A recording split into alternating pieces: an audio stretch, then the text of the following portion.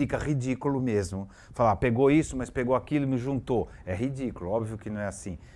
Bilhões de anos, bilhões de anos você andando 1 milímetro é muito. Tá certo? Mas não é mais ou menos essa o é raciocínio? a explicação que os evolucionistas dão, mas ela faz sentido nenhum, absolutamente nenhum. E eu vou te explicar por quê. Por exemplo, no flagelo bacteriano, são 48 complexos proteicos que têm que trabalhar em sincronia. Não dá para você ter um complexo proteico e esperar os outros 47 aparecerem ao longo de bilhões e bilhões de anos. Essa é a tese do design inteligente. Não é esperar, né? Não é esperar. É sem querer, não é isso? Não, mas suponha que você vai construir... A ideia é outra, não é isso? Mas essa é a grande Esse discussão. foi o que deu certo. Esse foi o que deu certo. Esse é o grande debate. O evolucionista vai dizer que o tempo está a favor dele. Os defensores do design inteligente vão dizer que o tempo é o grande inimigo da vida. Ele não é o amigo, ele é o grande inimigo. Porque você não pode esperar uma coisa se formar por um grande golpe de sorte. Você tem uma das 48 probabilidade, partes. né? Não é isso? Isso. Depois a gente vai falar sobre as probabilidades. Vou te dar um exemplo interessante. Mas você tem um desses 48 complexos proteicos que se formou. Um só não faz o trabalho. Você precisa dos 47.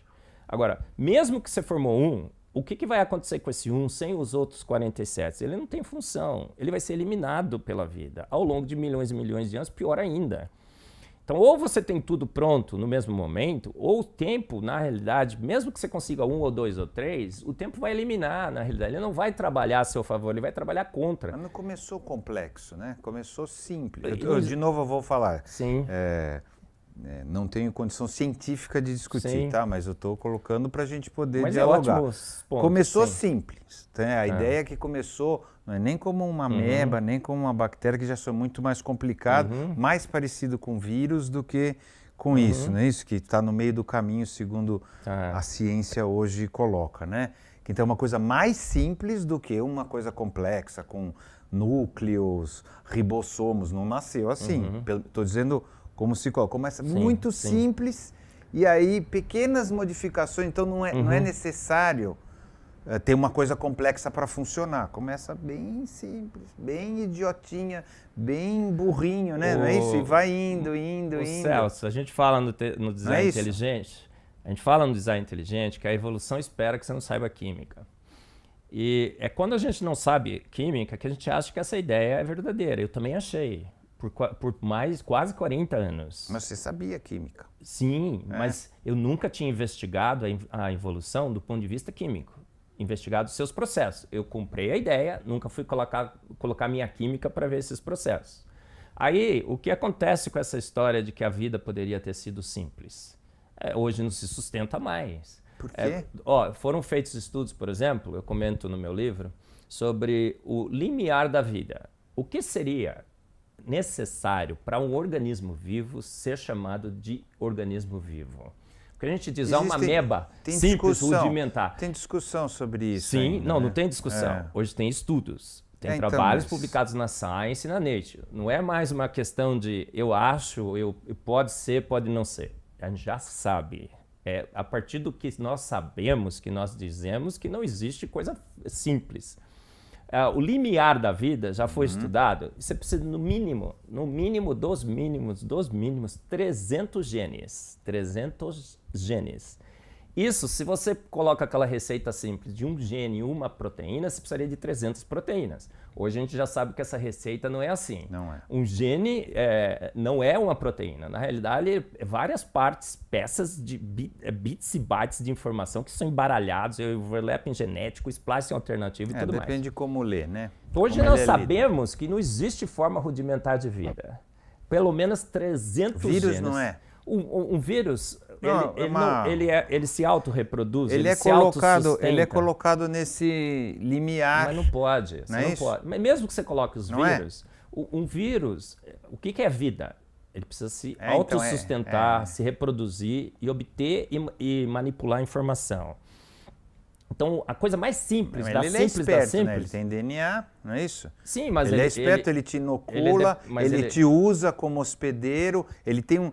Vou chamar isso de inteligência. Mas ele depende de uma forma muito mais complexa de vida, senão ele não sobrevive. Então você não pode usar o vírus como o primeiro ser desse planeta. Não, eu não falei que era você isso, sabe né? Disso, né? Não, eu não falei isso. Eu falei que era uma coisa simples como, né? Esquece essa ideia, Celso. Os artigos mais recentes da literatura científica mais relevante que existe já mostra que a gente teria que ter no mínimo 300 genes. As bactérias mais simples conhecidas têm 1.000, 1.100 genes. Você precisa para fazer proteína, você precisa de ribossomo. Não existe outra máquina nesse planeta que poderia formar proteínas que não fossem os ribossomos. Sim, não é isso? O ribossomo ele lê a informação do RNA, ele leu isso. que é uma língua, 4 letras, e transforma nas 20 línguas, na língua de 20 caracteres das proteínas, que são os aminoácidos. E o ribossomo é formado de proteínas e RNA. É uma máquina fantástica que todas as células usam ribossomo. Todas as células usam ATP sintase para formar energia e elas dependem de ATP para se formarem. Então, quem veio primeiro? A ATP, que forma a ATP sintase, ou a ATP sintase, que forma o ATP. Você precisa de uma maquinaria para ler... É que você não está partindo da célula de hoje para poder dizer essa célula de hoje não poderia ter funcionado. Acho que é verdade, porque ela tem, segundo a ciência, tem alguns bilhões de anos, 3 bilhões e cacetada, não é isso? A ciência... A célula de hoje não tem mesmo, né? Como sustentar, não é isso? Não, a ciência, ela tem que se basear em fatos, em evidências. Mas faz parte. Ela foi na vida e falou assim, o que é uma forma de vida? Uma forma de vida, ela tem que ser autossustentável, ela precisa de energia. Qual é a única forma conhecida na vida? Parasita não é forma de vida, é isso? Ele depende de outra. Não é uma vida? Quem é parasita não é vida? É só essa... Sim. É uma coisa... Parasita é vida, não, há uma discussão muito grande. Ou a tênia, que depende de mim. Não. Os protozoários que dependem de me infectar, eles são vida também, não é? Não é isso, certo? não, mas é que senão a definição assim, de vida não é por isso. Mas se você vai achar que uma vida... se a gente vai discutir uma vida que é dependente de outra, a gente não chega no limiar da vida. A gente tem que ver o que é que teria dado partida à vida nesse planeta. Não, eu entendi, era isso, mas é que você falou, se não é autossustentável, não é vida. Aí eu fiquei na dúvida, eu falei, então não é essa nenhum vida parasita, que nós estamos falando, parasita é vida, não pode ser. Não é esse tipo de vida que nós estamos falando. Foi só isso, foi uma conclusão lógica de uma frase sua. Não é esse tipo de vida que nós estamos falando, autossustentável, que consegue o seu próprio alimento, a sua própria energia, e que consegue transferir toda a sua informação para o seu descendente. Manipula e transfere essa informação. Então a gente já sabe hoje que se nós precisaríamos de 300 genes, precisaríamos de ribossomos, precisaríamos de ATP sintase, precisaríamos de toda a máquina que copia e transcreve o DNA. Precisaríamos de máquina de correção de defeitos no DNA, porque a citosina do DNA se degrada em uracila.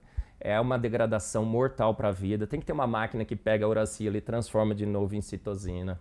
Você precisaria do RNA para o DNA, você precisaria trocar ribose por desoxirribose. Você precisaria tirar a uracila e trocar por timina. Então, o que a gente percebe hoje, Celso? É a ciência que está falando isso, não sou eu e ninguém do design inteligente. A vida não é simples, não existe essa forma rudimentar de vida que um dia nós imaginamos. Esquece, morreu. A vida é extremamente complexa, a vida é coisa de profissional, não é coisa de amador. E para a vida ter dado partida nesse planeta, ela teria que ter praticamente todas as coisas que a vida tem hoje. Não dá para você tirar nada, absolutamente nada. Então a vida já partiu lá de um limiar extremamente alto, de uma complexidade que não se pode reduzir. Isso elimina a possibilidade de que processos naturais, lentos, graduais e sucessivos, naquela sopa ácida, escaldante e venenosa, que um dia que imaginaram que esse planeta teve, gerou aquela proto-vida, né? Aquela ameba. Você acha que não teve? Não tem, não acho, não tenho certeza. Não teve aquele momento da Terra onde tinha substâncias todas, onde tinha raios, onde tinha aquele momento não assim, é uma questão de gosto. A geologia não é gosto nem desgosto nem não, achar. Então, mas isso que eu estou perguntando, a geologia não comprova a minha isso? química refuta essa ideia. Olha, e eu não sei muito, hein? A gente só sabe que nada sabe em ciência, não é assim? Agora, os meus 40 anos que eu milito na química e os 10 anos que eu estudo essa questão hoje, a fundo, à luz do design inteligente, me diz que essa ideia é uma pura ilusão. É uma grande ilusão que um dia nós tivemos. Eu aprendi na escola que existiram experimentos tentando reproduzir. Magnífico, isso, vamos falar sobre eles. E criou algumas proteínas a partir daí, não é isso? Não é mentira isso, é? É uma mentira, fingiram, tem um livro forjaram. Tem um livro que o Design Inteligente publicou, Jonathan Wells, a gente está traduzindo agora pelo Discovery Mackenzie, que chama Zombie Science, a ciência dos mortos-vivos. Como evidências que já foram refutadas completamente pela ciência, ainda aparecem nos nossos livros, textos, como grandes provas da evolução. Então, o experimento que você está falando é o experimento de Stanley Miller, naquela sopa primordial com aquelas descargas. Isso. Tudo que o experimento mostrou é que a evolução não é viável. Ele partiu da atmosfera errada. Tinha oxigênio, ele não pôs. Ele parte de uma... É muito pouco, né? Ele partiu de uma atmosfera redutora, a gente sabe hoje porque tinha óxidos nas rochas mais antigas desse planeta que tinha oxigênio.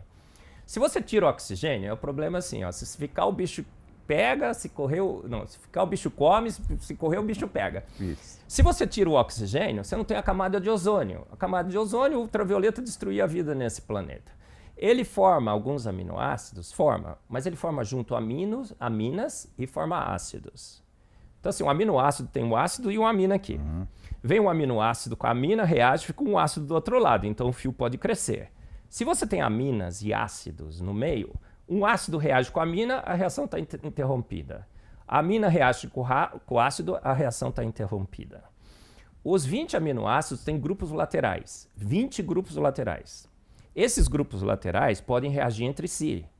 Então não é necessariamente o grupo amino vai reagir com o grupo ácido. E esses grupos R reagem entre si. E o pior, as reações entre os grupos R são muito mais favorecidas do que a reação entre o grupo amino e o grupo ácido. Então, mas vamos voltar na estatística? Pode ter acontecido alguma... As leis proíbem, Celso. Quais leis? Não é As leis químicas proíbem que uma proteína cresça naquela sopa de Stanley Miller. São leis, e contra leis não há argumentos. Você fala assim, qualquer processo é possível ao longo de milhões e milhões de anos. Não é um grande axioma.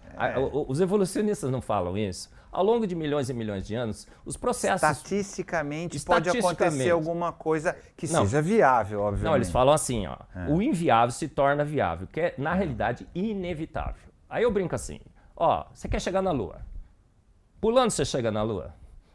Dado milhões e milhões de anos, você deveria chegar. Mas por que você não chega na Lua? Porque tem uma lei, a lei da gravidade, que te impede de pular um pouco mais alto do que 1 ou 2 metros, no máximo que você vai conseguir pular. Então é a mesma coisa na sopa primordial, tem leis da química. As reações entre o amino e o ácido têm ΔG positivo. Essa é a energia livre de Gibbs. Quando o ΔG é positivo, a energia livre de Gibbs fala reação proibida. As reações entre os grupos interferentes têm ΔG negativo. A energia livre de Gibbs fala as reações interferentes predominarão. A reação que deve ocorrer jamais ocorrerá. Como eu, químico, posso aceitar esse cenário? Absolutamente, não é improvável. Ele é impossível. Na realidade, é N vezes impossível. É impossível, vezes impossível, vezes impossível, vezes impossível. Até brinco. Vamos admitir, tá bom, que é impossível. Então, qual é a prova do contrário? Qual é a prova do contrário? Claro. Porque se tem um lado, se é uma coisa científica... Todo bom cientista deve fazer isso. Exatamente. Qual é a prova do contrário, então? De que foi feito de outro jeito, não é isso? Vou te dizer. Eu falo no meu livro, tem um livro no Design Inteligente que chama Signature in the Cell, Stephen Meyer. Eu comento também no meu livro Fomos Planejados. Há assinaturas claras de uma mente inteligente na vida e no universo. Por exemplo, o código genético, são 4 letras, eu brinco, né? Agnaldo Timóteo Gal Costa. TCG. Lembra? Acho que você aprendeu assim também, que nem eu. Agnaldo Timóteo Gal Costa. CTA é igual a valina nesse código. Que força, que lei que me diz que CTA é igual a valina? Não há forças, não há leis. A escolha foi totalmente arbitrária. É uma escolhas arbitrárias, a gente sabe que só emanam de mentes inteligentes. O código ASCII. Quem diz que 00001 é igual a letra A? Aí você troca os numerozinhos, a letra B, C, D. Quem é que diz? Tem alguma lei? Tem alguma força? Tem alguma regra que você possa linkar com processos naturais? Não, o cara que estabeleceu o código ASCII, esqueci, para computador. Eu lembro o nome dele. Ele que fez aquilo. Agora você chega no código da vida, ele é totalmente arbitrário. Mas não pode ser aleatório? Absolutamente não. Então, que é a coisa assim, não pode em algum momento ter dado uma combinação. Como é que os evolucionistas explicam? Não existe essa possibilidade? O Francis Crick, Celso, ganhador de prêmio Nobel, sabe como é que ele diz que surgiu o código da vida? Um acidente congelado. O que é um acidente congelado? Um milagre que se perpetua na vida. Agora, quem é que para ele fez os milagres? As forças naturais. Acreditar em milagre, tudo bem, mas milagre sem santo já é um pouco difícil, você não acha? O código, ele tem sinais claros de uma mente inteligente. Pior, o código da vida, ele é muitas vezes melhor do que qualquer código conhecido. Ele é muitas vezes melhor que o código ASCII, muito melhor que o código de barra, o QR Code e todos os outros. É o código mais eficiente. Milhões de anos para ser escrito. O cara faz isso em 10 anos, o outro tem milhões, vai ficar melhor. Aí eu vou te fazer uma pergunta. Códigos evoluem? Não sei. Se o código ASCII do seu computador sofrer um bug e trocar a codificação da letra A pela letra X, o que vai acontecer com o seu computador? Não, especificamente assim, se alguém trocar ou se alguém fizer, porque sozinho ele não vai fazer, tá certo? Sim, uma mutação então, pode trocar. Teria que acontecer uma mutação em código eletrônico, eu não sei se é possível, tá certo? Há milhões e milhões de anos evoluíram para ser o melhor possível, lembra? Não, é que vai indo assim, ó, vai indo, uma hora pode dar para escrever durante milhões de anos, porque, por exemplo, não tem atualização. Vou usar o teu exemplo. Por uma mente inteligente. Não tem atualização? Sim. Então, tem atualização. O Bill Gates mas pode acontecer. Milhares de mentes extremamente inteligentes para fazer isso. E mesmo quando faz, toda a tua atualização tem que ficar fazendo reparos. Olha só, então, mas mentes não pode acontecer que combinações... Porque, de novo, vou voltar sempre para a estatística. Eu não sou o melhor estatístico do mundo, não é isso, né? Mas, assim, existem probabilidades de acontecer combinações que aquela deu certo. E todas as outras em volta não deram. Existe isso, tá certo? Ou não é loucura? É o Frozen isso. Não é Accident. Não é matematicamente impossível. Mas pensa, então... eu vou te dar essas... Ou tô errado? Eu vou te dar esse benefício de um grande acidente. Não para mim, não dê para mim. Não, eu para estou dizendo para o raciocínio. Vou dar né? para os evolucionistas isso, para o raciocínio, esse benefício. Que é... Tenta, mais ou menos isso... Meio sem um propósito. Você não pode tentar com códigos. Ou o código funciona ou ele não funciona. Então, o que não funciona morre. O que funciona dá certo, funcionou. Não é isso? Agora, imagina que ele vai ser o melhor de todos os códigos. O melhor de todos os códigos, só se ele tivesse evoluído. Códigos evoluem e não evoluem. Por isso que o Francis Crick chamou de um Frozen Accident. Tem que se congelar. Porque à medida que você estabelece um código para operar a vida, esse código não pode mudar mais. Por isso que o código é universal. Você tem um código só. Tem umas versões um pouco mais simplificadas? Tem, mas parece que foram por degradação, não por melhora. O código, então, é o melhor de todos os códigos. Quando você vai ver o código do RNA e do DNA, eles são diferentes. O DNA usa timina e o RNA usa... troca uma. Por que trocou? Uma letra. Por que trocou essa letra? Você pergunta para os professores de bioquímica e tudo mais, normalmente ninguém nem sabe. Por quê? Porque não é um assunto que se gosta de discutir. O pessoal não gosta de discutir. Por quê? Porque descobriu-se que no DNA, a citosina, que é uma letra da... C. Que liga com o A. O Gal Costa, né? O C. A, T, C... Não, liga com o G. Com o tempo, degrada em uracila. Então, o DNA não poderia usar uracila, mas o RNA usa uracila. E dizem que o mundo surgiu no mundo do RNA. Não faz o menor sentido, porque se o DNA começasse a usar uracila, o código estaria destruído para o DNA, porque a citosina se transforma em uracila. Então, uma degradação criaria uma letra do código. Olha o que acontece com o DNA, então. Parece que alguém muito inteligente, percebendo esse problema, não usou uracilo, usa timina. Timina só marcadinho com uma metila numa posição praticamente silenciosa do anel.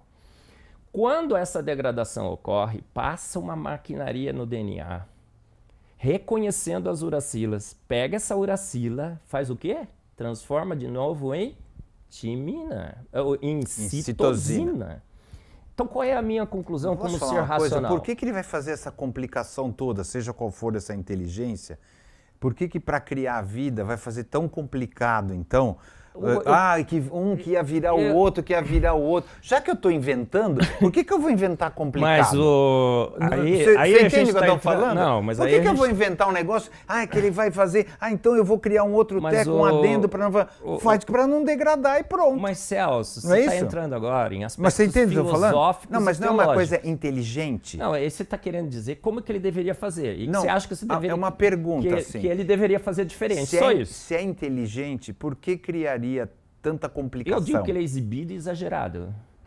Exibido porque ele gosta de fazer essas coisas. Ele gosta de mostrar que é ele que tem o poder ele que tem a capacidade. Na sua visão é para isso? Na minha visão é assim. Agora eu não sei, eu vou chegar para ele e perguntar pode degradar e pode... Eu estava certo. Por que você fez esse negócio aí? Ele falou assim, porque eu gosto de tirar uma.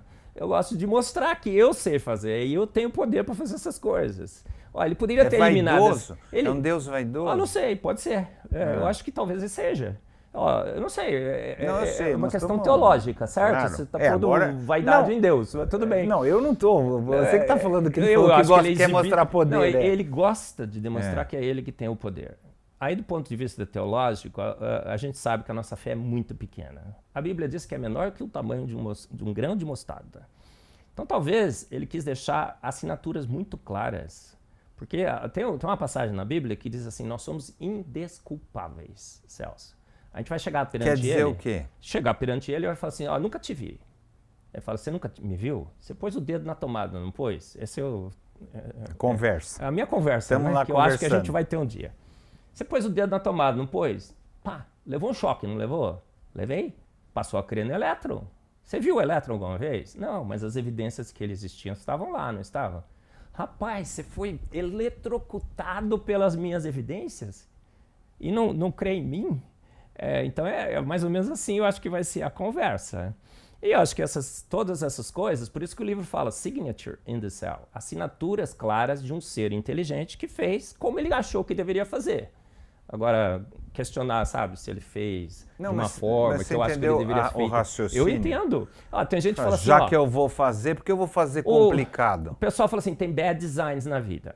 Olha, eu acho que a vida deveria ser assim, a posição desse órgão em relação àquele deveria ser diferente e tudo mais. Não, tem tiração de sarro, que o caroço do abacate é muito grande, já que você vai fazer, faz menor e tal. Tem um monte de brincadeiras. Já que tem um cara que vai fazer, por que ele fez desse jeito?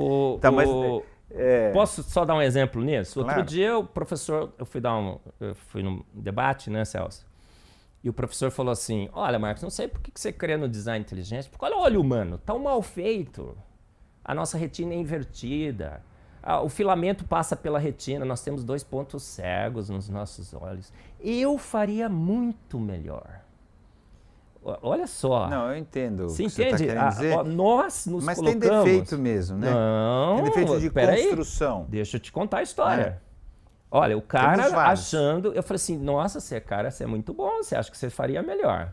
Então vamos dar uma olhada nos dados científicos mais recentes. Você não está seguindo a literatura científica. Falei, a retina invertida, que você acha que é um problema, porque os receptores ópticos ficam na frente da fiação, é um problema? Não, hoje a gente sabe, descobrimos, que na realidade a retina invertida, Celso, é uma grande estratégia de proteção dos nossos receptores ópticos contra excesso de luz. Os cefalópodes, os polvos, não tem. Por quê? Porque tem pouca luz lá. As águias têm retina invertida. E a gente fala, olhos de águia. E a luz que chega, então, na frente dos filamentos, tem filamentos que funcionam como fibras ópticas para levar a luz. Então, se o olho fosse do jeito que aquele professor falou que faria melhor, nós seríamos cegos. A fiação que penetra nas nossas retinas, que criariam pontos cegos, como é que ele fez para resolver o problema? um ponto cego de uma vista é diferente do outro. Os dois se cancelam, você não enxerga. Você enxerga dois pontos escuros aí? Ninguém enxerga. Não, claro. A gente enxerga 10 milhões de diferentes tonalidades de cor. É o cérebro que junta, né? Então, tudo que a gente achava que era mal feito, hoje a gente percebe que é, na realidade, um espetáculo de tecnologia e sofisticação. O olho humano é perfeito em todos os aspectos que você possa pensar para o olho humano. Aí eu estava outro dia numa palestra, o professor falou assim, Marcos, mas olha as águias, elas enxergam muito melhor do que eu. Por que ele não me deu um olho de águia? Eu falei, professor, porque o senhor não caça roedor a quilômetros de altura.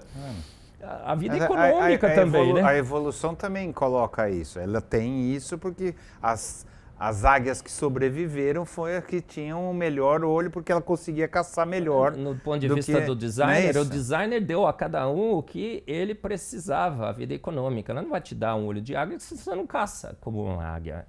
Então, o argumento, na realidade, ele serve para os dois. Claro. Agora, os bad designs... falaram... Você operou a amígdala? Eu operei quando era criança. Eu, quando era criança, também queria operar. Porque era normal, né? Porque, olha só, o meu amigo, o meu colega, o garoto falou assim, Marcos, eu operei a amígdala, vou ficar 1 ano chupando sorvete. Não chupava sorvete por um ano? Aí eu cheguei para minha mãe e falei assim, mãe, eu quero operar também. Aí minha mãe virou para mim, Celso, falou assim, Marcos, nós somos pobres. Eu não tenho dinheiro para pagar, porque era particular. É que benção ser pobre de vez em quando, não é? É uma benção. Depende, né? Por quê? Porque eu não operei a amígdala. Hoje ninguém mais opera a amígdala. Porque, por causa da proteção, obviamente. Baseados numa teoria equivocada, nós achávamos que a nossa amígdala era vestigial. Hoje a gente sabe que é proteção. Não se sabia a função, achava que era sem função, não é isso? O apêndice. Então foi um erro. Então, mas de novo, é um erro da nossa compreensão, não é isso? Sobre uma teoria equivocada. Mas não é a evolução que fez isso, tá certo? Não é a teoria da evolução que fez tirar a amígdala. A amígdala era um órgão vestigial. Era uma história assim, nós não compreendíamos a função dela, não é isso? Mas era essa, nós que eu digo a ciência, né? Segundo a luz da evolução, isso era para ser arrancado, era para ser tirado. O apêndice. Não é que era para ser arrancado. Poderia. Isso. A falta de conhecimento diria que, então, já que a gente não sabe para que serve e não conhece para que serve, isso é uma ignorância. Já que eu não conheço, então eu, né? Isso a gente pode até dizer, mas de novo, é do ser humano, né? É um dos critérios de você avaliar as teorias científicas. Elas têm que fazer boas previsões, certo? E as previsões da evolução? Equivocadas.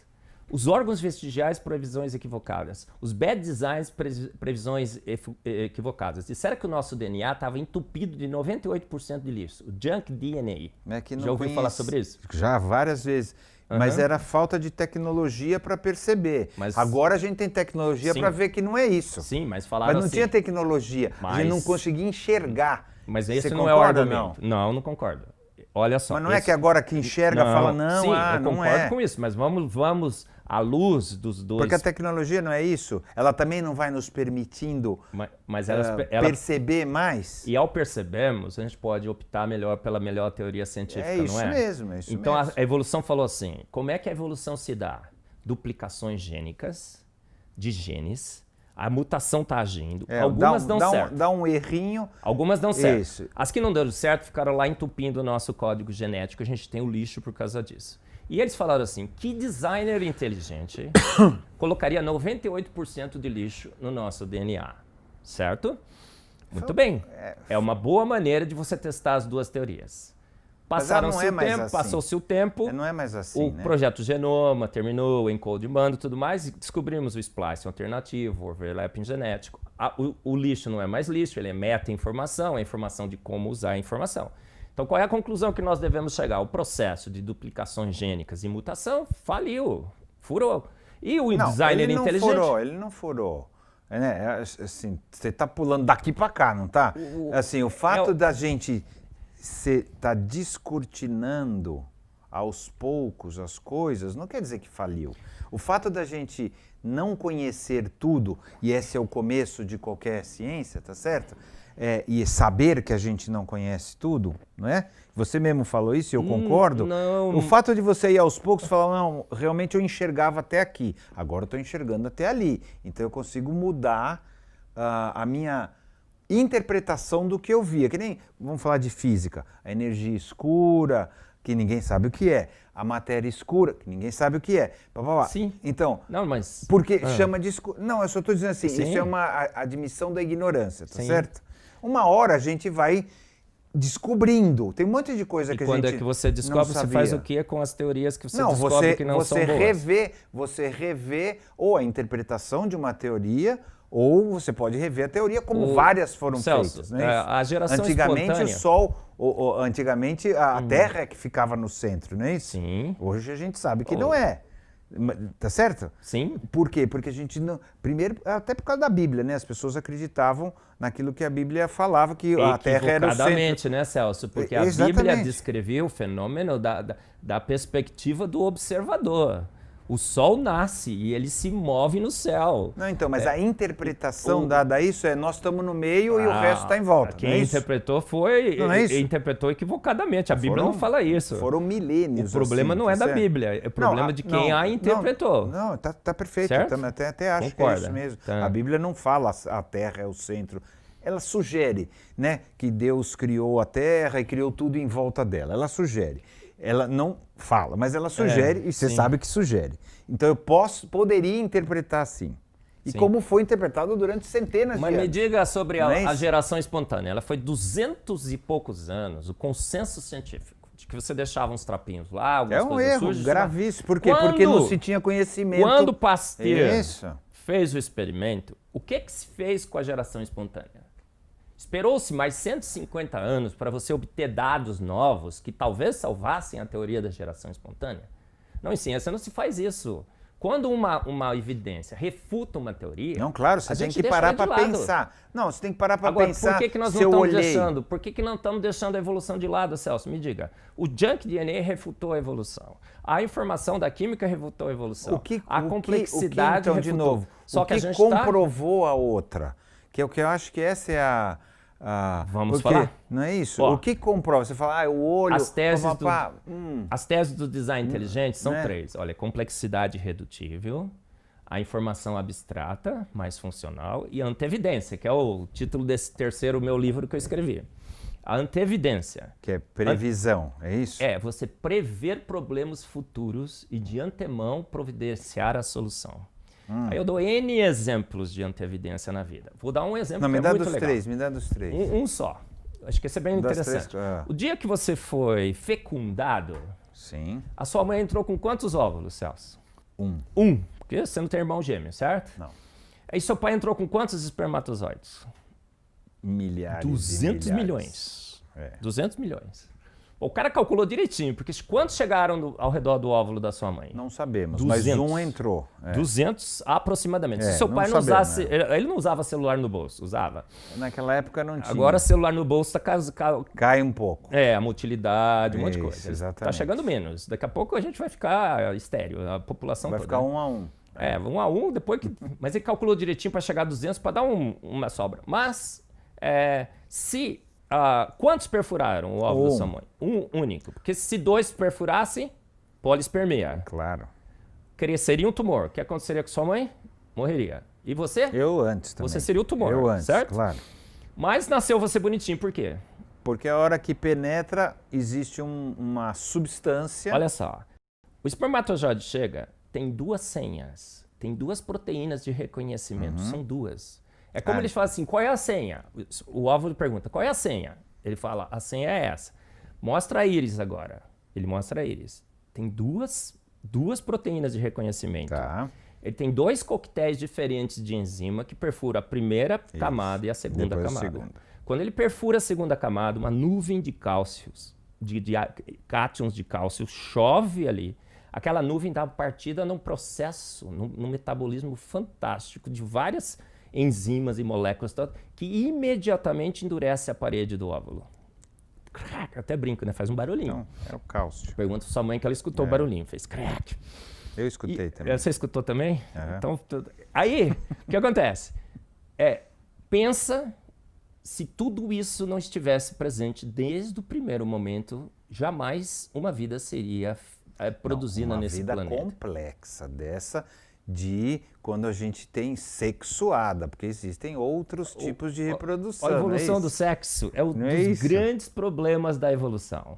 Outro dia eu estava num congresso na Suíça, lá nos Alpes, inesquecível. Delícia. A última palestra, que era um congresso de espectrometria de massa, eu tinha dado minha palestra e tudo mais, foi sobre a evolução do sexo. Chamaram lá o grande especialista da evolução do sexo da Suíça lá para falar. Celso, ele ficou 70% da palestra dizendo os grandes problemas que a evolução tem sobre a evolução do sexo. Nos últimos 30%, ele ficou tentando nos enganar. Ele ficou falando um monte de coisa que não fazia o menor sentido. E acabou a palestra.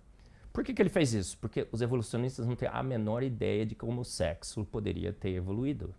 Não há a menor ideia de como o sexo pode ter evoluído, como a fala humana evoluiu. Você aprendeu a falar com quem? Com a sua mãe. Seu pai não foi, né? Porque senão você falava assim, sim, não, né?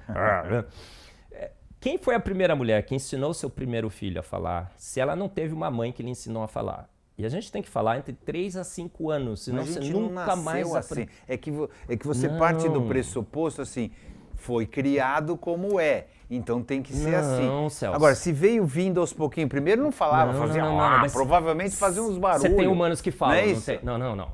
Você está tentando jogar isso para trás, seu problema é para trás. Nós temos humanos que falam. É como nós chegamos aqui. Eu estou falando dos fatos. Nós temos humanos que falam, não temos? Você tem que explicar a fala dos humanos, não tem? Sim, mas isso a gente não apareceu assim agora. A gente está aqui há um tempão. Não, mas não adianta você tentar jogar seu problema para milhões e milhões de anos atrás. O problema um dia vai ocorrer. É o apelo ao tempo. Sabe o que o tempo não, mas pensa bem. Quando você fala assim, só vamos pensar em agora. Mas eu não consigo pensar em agora. Eu tive tataravô. Eu tive, né? Os animais falam. A humanidade não falam. Eles precisariam falar? Não sei. Eu acho que a pergunta não é essa. O chimpanzé não fala. Se comunica. 6 milhões de anos. Ele se comunica. 6 milhões de anos. Agora, para aprender a falar... Chimpanzé é comprovado que se comunica, baleia é comprovado que se comunica, não é isso? Não. Vou fazer golfinho é comprovado que se comunica. Eles não falam como nós. Comunicar sim. Não, eles se comunicam. Não. A gente está falando da fala linguagem, e do raciocínio. Não, linguagem. Eles têm linguagem. Eles não têm fala, mas eles têm linguagem. Por isso que eu quero concentrar Ou seja, no problema. Eles trocam... Não, depende. Se fala é isso aqui que a gente está fazendo, é um tipo de fala. A do golfinho é sei lá como é que eles falam. A baleia também, mas eles trocam coisas. Olha, tá vindo gente aí. Mas você está conversando sobre outra coisa. Vamos falar sobre a fala humana? A fala dos seres humanos, ela teve que aparecer, porque humanos falam, certo? Ela apareceu. Sim, humanos falam. Esse é o fato. É um fato. A gente tem que explicar a fala dos humanos, não temos? Não dá para imaginar que um ser rudimentar evoluiu. Por quê? Porque a gente vai ter que chegar no momento em que humanos precisarão falar, certo? Fazem um barulho primeiro e depois... Sim, em algum momento esse barulho começa a ter sentido. Faz sentido essa sua ideia? Não faz. Por quê? Não é minha ideia. Você vai regredindo todas as línguas desse mundo. Todas as línguas. O que vai acontecendo? Elas vão convergindo para quê? Latim, grego e hebraico. Na realidade, então, a primeira língua talvez foi uma língua tão sofisticada ou mais sofisticada do que o grego e o hebraico. Então, os primeiros seres humanos... Por quê? Eu não entendi. Por quê? O pessoal que estuda linguística e tudo mais vai fazendo assim, olha, parece que todas foram derivadas de grego, latim e hebraico. Não tinha antes? Uma vez eu fui num congresso e eles estavam discutindo isso. Todas se regride para uma língua extremamente complexa, com conjugação verbal e tudo mais. Está ficando cada vez mais simples a nossa linguagem, né? Nós falamos voz mecê, agora fala você, fala C, agora no WhatsApp você coloca um Czinho, né? Você vai. Você volta para trás, é uma língua complexa. Se você não aprende a falar entre 3 a 5 anos, você jamais vai falar. Tem crianças que foram encontradas, enclausuradas, já na idade adulta ou adolescente, nunca mais aprenderam a falar, porque os neurônios têm que fazer as conexões entre 3 a 5 anos. Então ela teve que ter uma mãe que lhe ensinou a falar, porque a gente aprende com a mãe. Então, quem foi a primeira mãe que ensinou a primeira criança a falar? Se ela não teve uma mãe que sabia falar e que lhe ensinou a falar, porque ela foi a primeira. Então, não é uma questão, não é uma opinião do Marcos. Todo mundo que estuda a evolução da língua sabe que foi teria que ter sido um Big Bang evolutivo. A evolução não tem chance alguma de explicar isso. Olha, não tem chance de explicar a evolução da linguagem humana, e a linguagem existe. Não tem chance de explicar o sexo. É uma teoria. Por quê? A evolução do sexo, pensa bem, o que existia antes de você ter macho e fêmea? Então, já existiu hermafroditas, depende, né? Você está falando de animais, de plantas, depende. Pensa dos humanos. Tem de todos pensa os dos tipos. mamíferos. Vai. Não, mas os humanos, então, pensa de qualquer tipo de ancestral. Então depende. Pode ser hermafrodita, pode ser aquela reprodução assexuada total, ou seja, que você só se reproduz igual, esqueci o nome agora. O problema grande é esse. Qual seria a vantagem desse sistema? Ele não tem vantagem nenhuma, na realidade. Um hermafrodita tem muito mais capacidade de se reproduzir do que dois seres com sexos distintos. A questão não é capacidade, é a mistura. O sexo, de novo, eu tô aqui para passar o que é o treco, né? Não, claro. Não tô no mesmo nível que você. Mas a questão é, o sexo serve para misturar códigos genéticos que, se eu faço uma reprodução assexuada, eu não tenho essa mistura, não tenho essa variedade, portanto, eu sou menos adaptado, certo? Essa é a... Então, vou te dar mais um benefício. Quando aconteceu essa mistura, por acaso... Lá atrás, não no ser humano, numa bactéria lá, nas amebas, quando aconteceu isso, sei lá qual foi o primeiro, esse aí se deu melhor, porque ele tem uma variedade genética maior do que o não sexo. Tá, então vou te dar o benefício. Não é esse o raciocínio? Vou te dar o benefício desse milagre. Surgir o sexo, vem o espermatozoide e um óvulo. Ou tudo está pronto, esse negócio nunca funciona, Celso. Se você tem perfuração múltipla, é polispermia, o negócio não cresce. Se você não tem o sistema de reconhecimento, os dois não se encaixam. Se você não tem o coquetel para furar a primeira e a segunda... Mas dizem que isso não aconteceu tudo junto. Vai vindo de pouco. Então, esse é que é a... Se você não tem as duas camadas para proteger o óvulo, você não... Mas o óvulo não era assim no começo, né? Olha só. Teoricamente, o óvulo fecundado ele não era vai desse jeito. Se instala no útero da mãe. Hoje em dia. Ela reconhece aquilo como um organismo estranho. O seu sistema imunológico quer expulsar. Tem um hormônio que vai lá e diz não expulse. Isso tem valor. Claro. Ele pega os canais... As que dizia que era para expulsar não viraram mulher depois. Morreram todas, segundo a evolução, tá certo? Quanto tempo? Porque elas não reproduziram. Por quanto tempo isso aconteceu? Menor ideia. Aí, se você pensa em 4, 5 gerações, a raça está extinta, Celso. Mas teve uma que não. Teve uma que deu certo. Quanto tempo e aí demorou para dar certo? Tem a Eva que deu certo. Quanto tempo demorou? Tem as que deram errado. Quanto tempo demorou para dar certo? Quanto tempo demorou para dar certo? Não sei. 2, 3 gerações no máximo que se poderia esperar. Por isso que a gente fala que o tempo é o grande inimigo da vida. Mas tinha muito filho. Um pode ter dado errado naquele sentido, ser diferente de todos os outros, e esse virou certo. Posso dizer uma coisa? Não é? A tua fé é muito, mas muito maior que a minha. Eu não tenho o seu tipo de fé. Eu não creio nesses processos que nem estou defendendo. É muito, muito maior que a minha. Eu só estou dizendo como é. Você crê em coisas que eu não consigo crer. Mais ou menos. Achar que alguém ficou pensando. Eu gosto mais assim, de basear nos dados. Não é que eu achei que... Não é achar que alguém ficou pensando, Celso. É se render aos dados, às evidências científicas. Isso que a gente faz no design inteligente. Eu entendo o que você está falando, A questão é que eu queria voltar para a questão assim, o que é que comprova, porque a gente está conversando muito o que é que desacredita a evolução. Tá certo? E aí, por isso, eu tenho até mais argumento para isso, porque eu fui criado assim, como você. Tá certo? Então, assim, vamos inverter. O que é que comprova a outra? Olha, eu já estou falando aqui, né? Mas vamos continuar. O olho. Não, vamos continuar. Eu falei da complexidade, da anteevidência, da informação.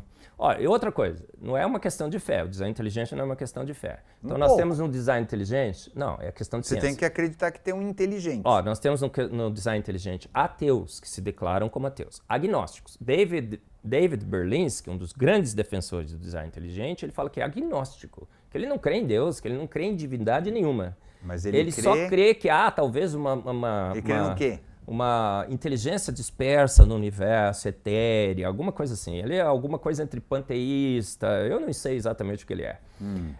Então, não necessariamente esse é um empreendimento de cristãos evangélicos que creem na Bíblia e acham que a Bíblia é a autoridade suprema, como eu, que creio. Tem um monte de outras interpretações. Então, não é uma questão de fé. Por isso que o pessoal fala assim, então não tem nada a ver com o criacionismo. Absolutamente não. É óbvio que ele direciona, esbarra ele aponta para esbarra. O Dawkins não disse que a evolução o fez um ateu intelectualmente satisfeito? É óbvio que as teorias científicas, eu vou repetir mais uma vez para o pessoal, é óbvio que elas terão profundas implicações filosóficas e teológicas. Não, e também ela são vai direcionadas lado... pelas nossas crenças também. Por mais que você queira ser, não você, Sim. você, os seres humanos, por mais que a gente queira ser isento, isso é meia verdade, né? Porque a gente olha o mundo da onde a gente está. A gente gosta das nossas teorias, certo? Não gosta? Não, e a gente olha o mundo da onde a gente está. Claro. Inclusive, é muito difícil fazer qualquer coisa diferente disso. Não tem problema. O interessante mesmo é que esses choques de visão, em algum momento a gente vai buscando a verdade. Essa é a ideia da ciência. Você lê o livro de Darwin, A Origem das Espécies, tudo que ele não trata é sobre a origem das espécies. E segundo, tudo que ele não tem são evidências científicas. Ele diz, eu tenho duas propostas, suposições, variações ao longo de milhões e milhões de anos, filtrados pela seleção natural, trouxe a vida nesse planeta, sofisticou e tudo mais.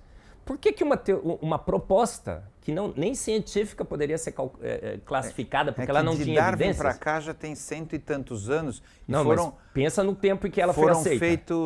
Foram feitos mas pensa, vários experimentos, não é isso? Volta para o tempo que ela foi aceita. Ele teve um guess, ele falou assim, olha, parece isso, depois que se descobriu o gene, por que ela foi depois aceita que na não época? sei o que lá. Não foi imediatamente, ele tomou muito pau. Foi o positivismo. Somos filho do macaco. Ele apanhou pra caramba, você sabe disso. Eu sei, mas passaram-se alguns anos e ela já era consenso ele não foi na Deus, academia. Né? Pelo contrário, não foi Deus. Sim. Ele foi tomou pau, muito pau. Inclusive, teve medo, demorou 20 anos para lançar o livro de medo de tomar pau, e tomou pau. Tem outras interpretações sobre isso, não né? É isso? Ele só publica quando a filha dele, aos 12 anos, morre. Você conhece a vida dele, você sabe outros aspectos, né?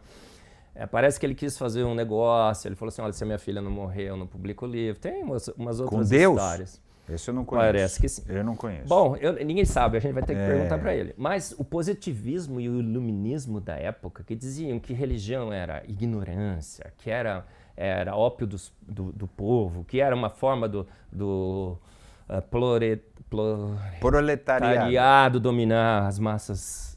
É por isso que a gente aceitou. Olha só como uma teoria sem evidências, aí a gente passa a reinterpretar todas as evidências à luz da evolução.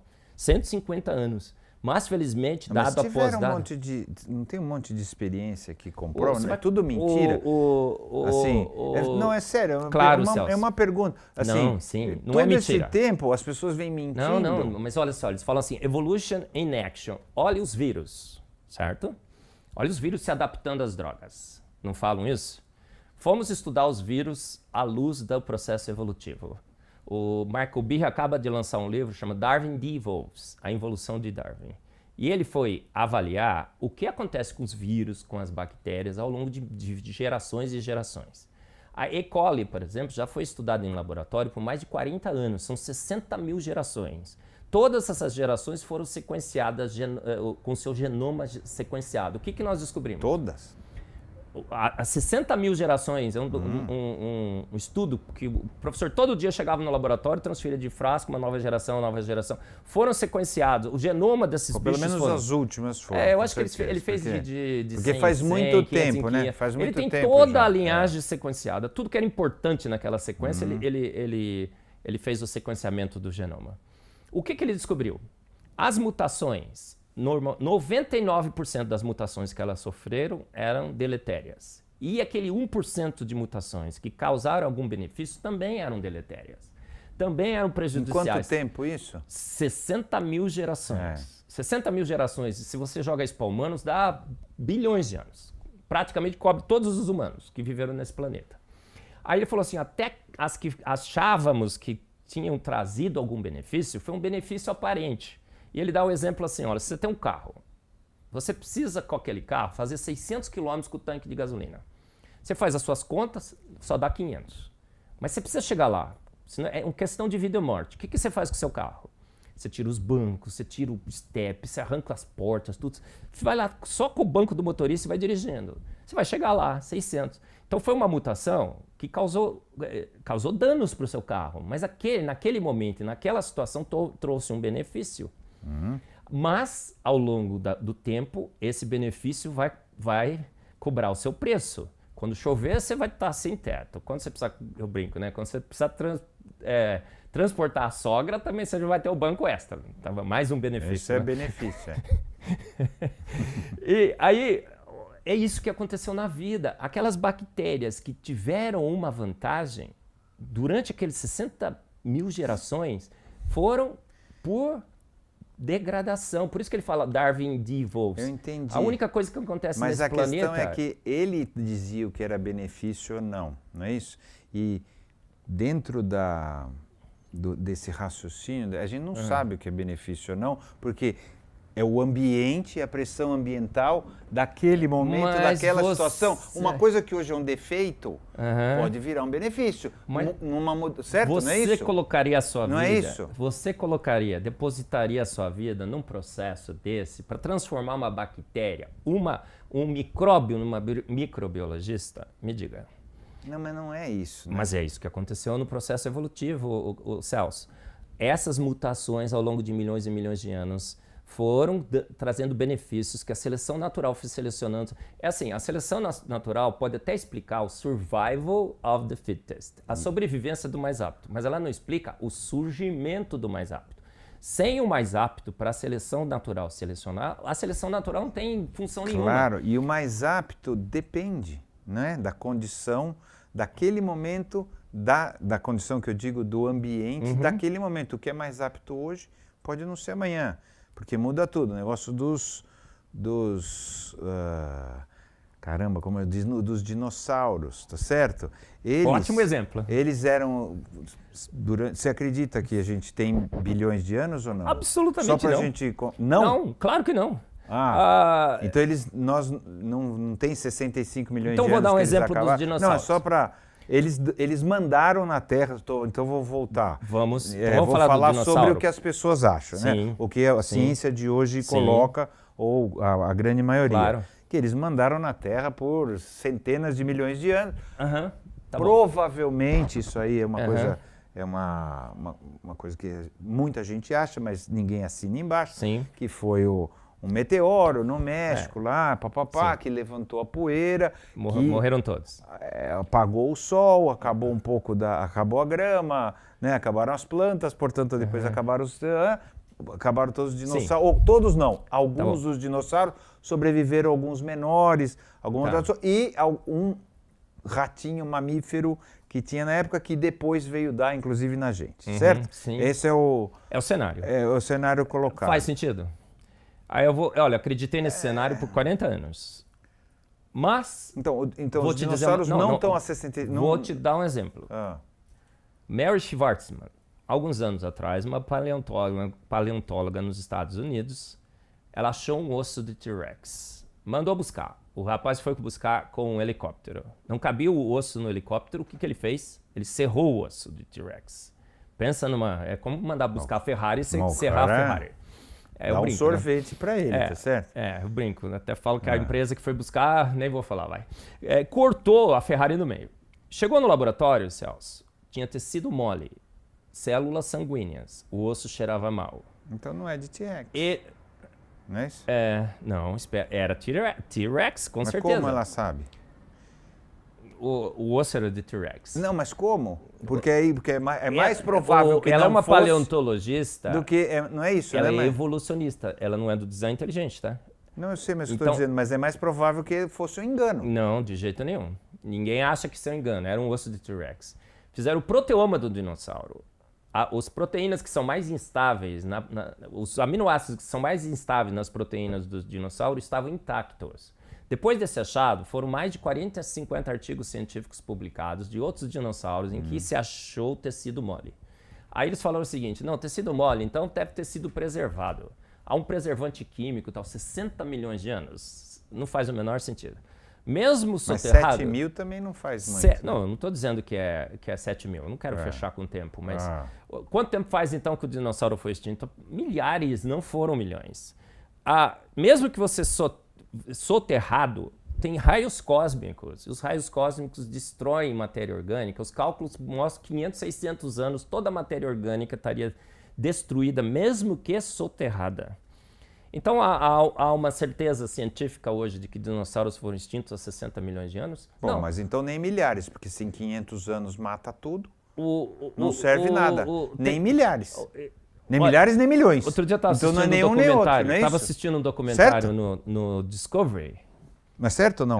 Sim. Me responde. Olha, eu vou te dizer então outra também coisa. não é milhares. Estava então assistindo um documentário. Menos de 500 anos tinha Selacanto. T-Rex? Não tinha. O Selacanto estava extinto há 200 milhões de anos atrás. 200 milhões de anos atrás. Acharam um agora, né? Acharam, fóssil vivo. E o Selacanto era apresentado nos livros de biologia como o nosso tataravô, meu e seu. A patinha mutante que tinha se porque ninguém transformado. tinha achado mais. Ninguém tinha achado mais, depois acharam um vivo. Pode acontecer. Mas eu quero Você saber, é muito eu quero voltar com a evolução. Não, mas eu quero Celso. voltar nesse negócio do dinossauro. Se 500 anos o tecido mole acaba, portanto, eles têm que ter vivido junto com o Pedro Álvares Cabral. Tá certo? Que não é o caso. Então, tem alguma figuras coisa de que não dinossauros funciona. humanos em cavernas. Não, mas estou falando 500 anos. 500 anos, que é o que a gente estava falando. 500 anos é o descobrimento do Brasil. Acabaram de achar um dinossauro mais antigo aqui no Rio Grande do Sul. Milhares e milhares, milhões e milhões, não é O bicho isso? está preservadíssimo. Outro dia acharam um dinossauro. Não, eu vi. Mas você entendeu o que eu falei? Não tem lógica. Não tem lógica você imaginar que tem milhões de anos. Só isso. A lógica, toda a lógica... Estou falando dos 500 anos. Para mim fica estranho. É o que os dados mostram. O tecido orgânico. Então não deveria soterrado, estar. Ou então não é de T-Rex. Só tem essas duas coisas. Tem mais de 30 achados. Ou tinha Tiranossauro Rex junto com o Pedro Álvares Cabral, ou aquele. Essa é uma boa refutação. Eu nunca vi alguém refutar dizendo que não é T-Rex. Não, mas isso pensa bem. Esse é um desespero não é desesperado. Isso. Não, mas pensa bem. Era T-Rex. Então ele estava convivendo com o Pedro Álvares Cabral? Que é 500 anos. Depois de 500 anos, não tem tecido mole. Eu tô acreditando, deixa eu te falar uma coisa. Eu estou acreditando no que você falou. Tem relatos na literatura chinesa... A partir daí eu estou tirando uma lógica. Tem relatos na literatura chinesa de animais que eles guardavam em cavernas. E você vê o relato, é de um dinossauro. Não, eu sei, mas me explica isso aqui, dos 500 anos. Eu não sei se tinha de dinossauro no Brasil, mas em alguns pontos do planeta, talvez na China, os últimos dinossauros extintos provavelmente viveram na China. Porque tem relatos de chineses guardando animais em cavernas que são de dinossauros. Agora, eu estou construindo isso, não, são relatos históricos. Não, eu entendi. Então parece que o dinossauro estava por aí há muito menos tempo até atrás agora, do que a gente até imagina. 500 anos atrás. Outro dia eu estava assistindo um documentário no Discovery Channel. O cara estava caçando um bicho, acho que era na Indonésia. E os índios estavam falando, o bicho é assim, assim, assim. Ele não é do design inteligente, hein? Criacionista nem nada, é um repórter. Ele liga assim para um paleontólogo e fala, cara, eu tô caçando um bicho assim, assim. Os índios estão contando a história que o bicho é assim, assim, assim. Cada um conta a história um pouco diferente, mas todas coerentes. Então é um relato verdadeiro, porque você sabe que estratégias de você testemunho no juiz, se todo mundo fala a mesma coisa, combinou. Se fala diferente, mas coerente, não combinou, é verdadeiro. Sabe, estratégias de... Aí fala, o relato é verdadeiro, e o bicho é assim, assim, assim. Ao vivo e a cores. Ao vivo não, né? Porque foi gravado, mas estava sentado assistindo. Ele falou assim, que bicho é esse que eu estou caçando? O cara falou o seguinte, esse é um dinossauro. Você tá caçando um dinossauro, cara. Ele falou, cara, dinossauro morreu há 60 milhões de anos atrás. Aí o paleontólogo do outro lado falou assim, mas o Selacanto viveu, era 200 milhões, o seu tá mais fácil. Aí ele falou assim, vou continuar. No final, ele não acha o bicho. Mas ele falou assim, tava caçando um dinossauro aqui. Aí eu acho que o dinossauro está vivo? Acho que não, eles já estão extintos. Mas 60 milhões de anos não faz mais sentido hoje. Parece que foi muito mais recente a extinção dos dinossauros do que a gente imagina. E eles acham que em 60 milhões de anos o dinossauro virou pássaro, adquiriu asas. Não é que adquiriu asas. O que eu compreendo, de novo, sempre com eu não sou cientista, né, eu não tenho essa... Mas o que eu compreendo do que eu li a respeito é alguns dinossauros, não os dinossauros, porque dinossauros são muitos, tá certo?